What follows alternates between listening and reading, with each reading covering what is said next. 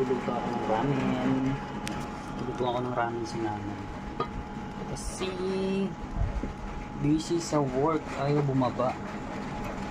May work din naman ako pero hindi ako ganun ka-loaded. Kaya tuwa natin ang ramen si nanay para matuwa. Nanay mo. Yun. Naman, di ba?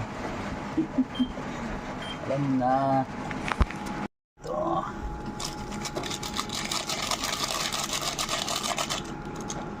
Ito yung lulutuin ko, guys. Sarap yan, dalawang serving yan. Flavor na binibili namin yung garlic. Sarap ng garlic. Black garlic oil. Sarap niyan. So, ito yung nagpapasarap dyan. Pero minsan lang kayo kumain ng mga ganito, guys. Kung yung araw-araw, masama yan. Pag mainit ay pag malamig ang panahon, masarap yan. Sabaw. Lagyan natin ng itlog, guys.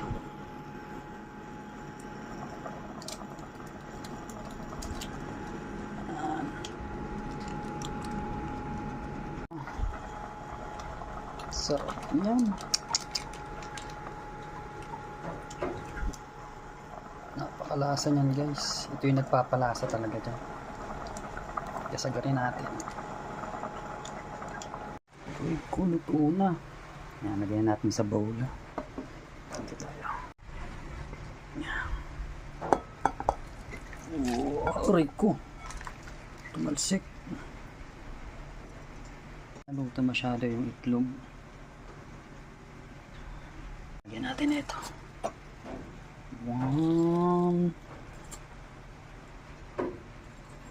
2 3. Sarap yan. Isa pa. Aray ko. Ito natin ito. Para ka talagang nasa Japan.